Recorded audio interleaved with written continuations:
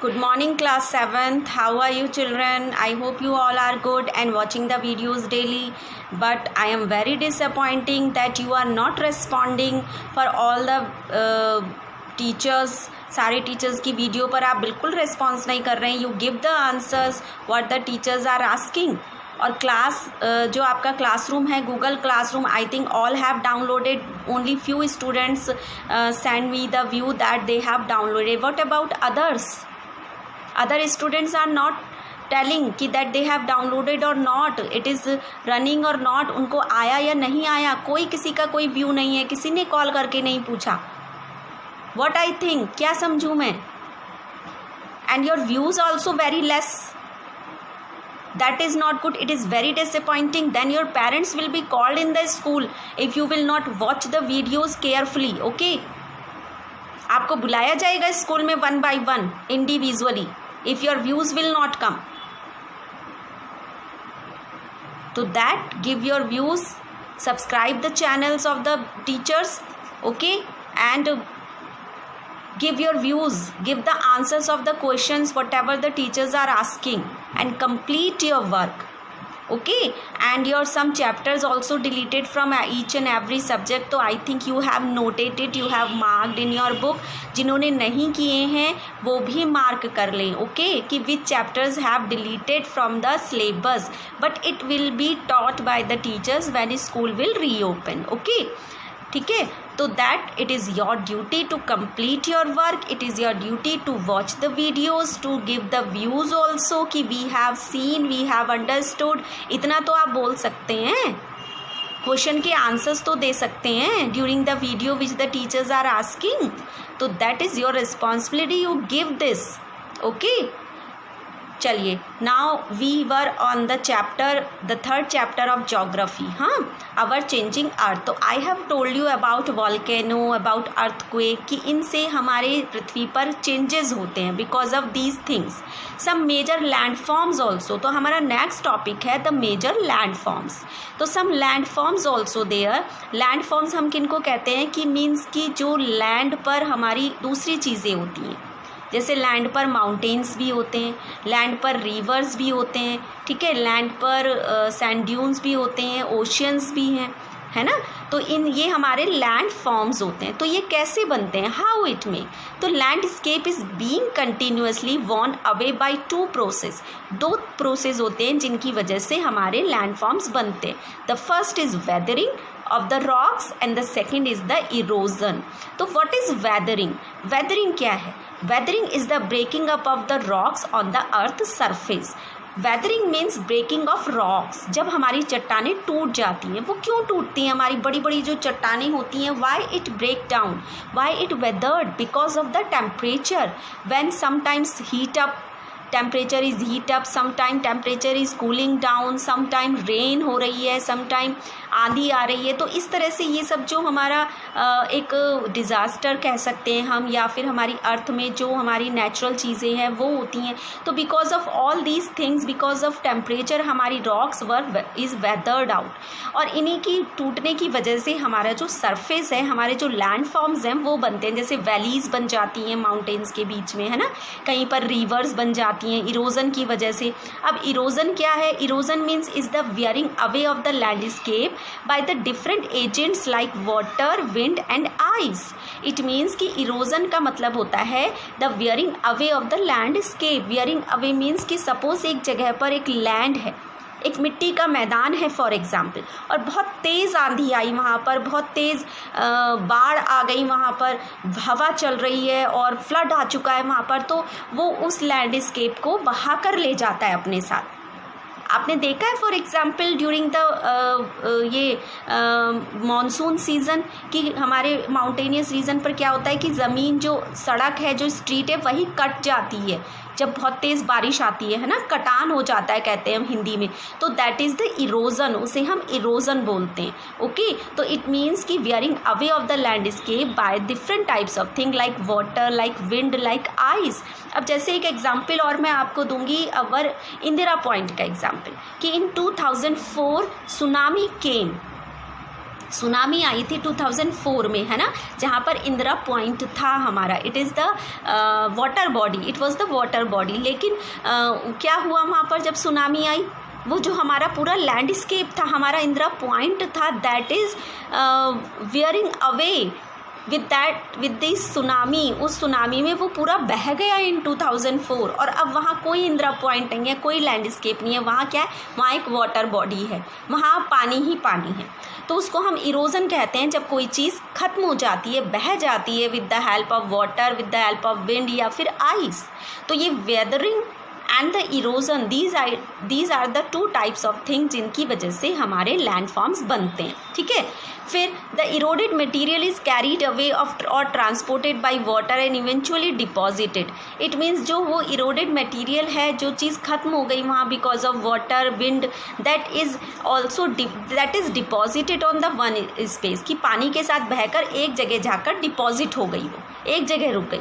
तो this process of erosion and deposition create different landforms on the surface of the earth. अब एक जगह तो इरोड हो चुकी है, एक जगह तो बह गया हमारा लैंडस्केप, बट वो पानी के साथ गया और दूसरी जगह जाकर रुक गया वो लैंडस्केप। तो इट मीन्स कि वहाँ डिपॉजिट हो गया कहीं और। तो ये डिपोजिशन और इरोजन ये हमारे लैंडफॉर्म्स बनाते हैं। तो फर्स्ट हम आपको बताएंगे landform work of a river. हम यहाँ पर आपको रिवर का वर्क बताएंगे कि what is the work of the river. तो running water in the river erodes the landscape. हमारा जो running water of the river है वो भी हमारे लैंडस्केप को बहाकर ले जाता है, इरोड कर देता है। When the river tumbles at steep angles over very hard rock और down a steep valley side, it forms a waterfall. और do you know that work of the river क्या होता है, एक वाटरफॉल भी बनाती है हमारी river. When the river tumbles at steep angle, जब कभी वो बहुत ऊंचाई से गिरता है एंड देन हार्ड रॉक से और एक वैली में गिरता है, तो वो किस तरह दिखता है, हम उसको कहते हैं कि इट इज़ अ वाटरफॉल, कि हार्ड रॉक के ऊपर से गिर रहा है नीचे वैली की साइड, तो दिट इज़ द वाटरफॉल। तो रिवर का काम वाटरफॉल भी है। As the river enters the plain area, जब प्लेन एरिया में रिवर एंटर करती है, जैसे कि पहाड़ों से बहती है और हमारे प्लेन, जैसे हरिद्वार में प्लेन एरिया है तो वहाँ बह रही है, हमारा कोसी रामनगर में बह रही है, तो this is the plain area. तो जब रिवर यहाँ बहती है तो इट मीन्स कि वो बहुत से ट्विस्ट लेती है, टर्न लेती है, सीधी थोड़ी ना बहती है। पानी एक दिशा में नहीं बहता है। Water is not flow away in a one direction, it flow in different direction, it take the twist and turn.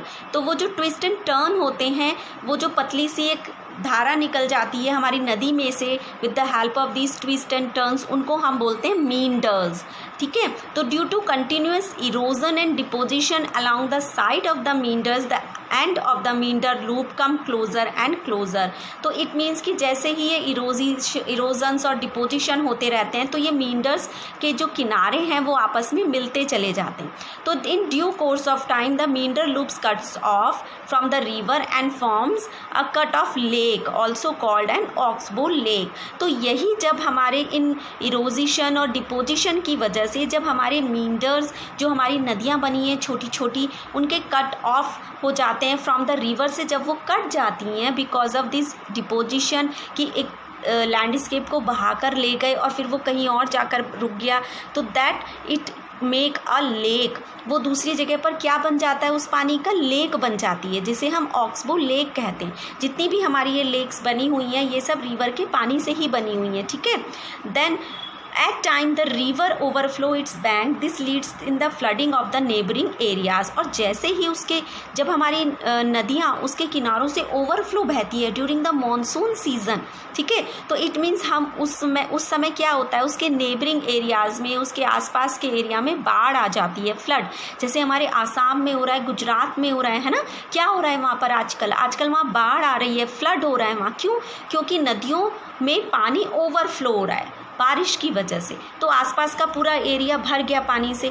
तो as it floods it deposit layers of fine soil and other material called the sediments along its bank। अब लेकिन उसकी मदद से उससे क्या होता है, जो फ्लड आ रही है, then what is the work of the river, वहाँ रिवर का क्या काम है कि जैसे ही फ्लड आती है तो इट मीन्स कि उसके किनारे पर जितना भी सॉइल है वो भी पूरा बहा कर ले जाती है रिवर, या कहीं और से पानी बहता हुआ आ रहा है तो अपने साथ बहुत सारे अच्छे सॉइल, मिट्टी, ह्यूमस, पेड़ पौधे, ये सब लेकर आ रहा है और वो एक जगह इकट्ठा हो जाता है, पानी आगे बह जाता है, तो इट मीन्स कि that is the very fertile soil. वो बहुत ज़्यादा फर्टाइल हमारा सॉइल होता है, फर्टाइल मिट्टी होती है, which is very good for growing the crop. तो that is also the work of the river कि उसके साथ सेडिमेंट्स बहकर आते हैं, which is good, which is fertile for the plains area, which is fertile for growing the crops। तो the raised banks are called the levees। तो इन सब किनारों को हम क्या बोलते हैं, जहाँ पर सेडिमेंट्स बहकर आते हैं, levees बोलते हैं। As the river approaches the sea, अब आपको पता है कि जब रिवर्स माउंटेन से बहती हैं और कहीं प्लेन्स एरिया में बह रही हैं, कहीं पर मींडर्स बना रही हैं, कहीं पर लेक्स बना रहे हैं, फिर उसके बाद लास्ट वर्क क्या होता है हमारे रिवर्स का कि it flow at the last in the seas, वो हमारे समुद्र में जाकर मिल जाती हैं।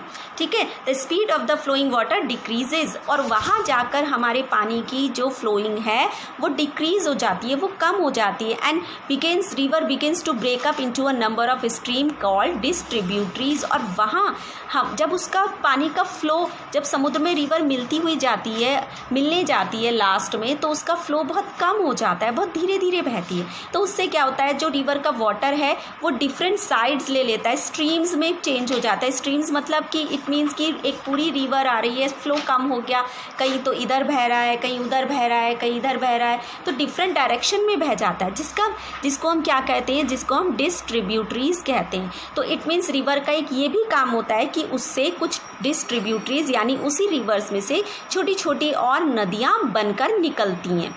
ठीक है, the river becomes so slow that it begins to deposit its load. इस distributaries forms its own mouth, the collection of sediments from all the mouth forms a delta. और ये जितनी भी हमारी डिस्ट्रीब्यूटरीज होती हैं, they forms its own mouth, वो उसके रिवर के माउथ से ही निकलती हैं, एक रिवर में से निकलती हैं। इट मीन्स उनके साथ साथ सैंड और सेडिमेंट्स भी निकलते हैं, that is known as delta, जिसे हम डेल्टा बोलते हैं। ठीक है, अब that is the work of the river, ये हमारा वर्क ऑफ द रिवर हुआ। That you read this topic carefully, ये आपको केयरफुली पढ़ना है। Next topic work of the sea waves, I will tell you in your next video. Okay, that's all for today. Give the views also, and here I will ask you some questions. Yes, I forgot to asking the questions. You will give 2 questions only, what is weathering and what is erosion. Weathering क्या है और erosion क्या है, ठीक है। And one more question, that what is meander. तो what is weathering, what is erosion and what is meander, that 3 question के answers आपको after watching the video you will give. Don't forget it, okay, and don't forget to write your name in the comment section when you watching the video. वहाँ पर comment section आता है, उसमें आपको अपना नाम लिखकर बताना है that you have watched the video. And Google classroom सब लोग डाउनलोड कर लीजिए, and when the teachers give the code, तो you will write the code in your class and then you can join the class। जब आप code fill करेंगे तब आप क्लास ज्वाइन कर सकते हैं। Okay, that's all for today, thank you।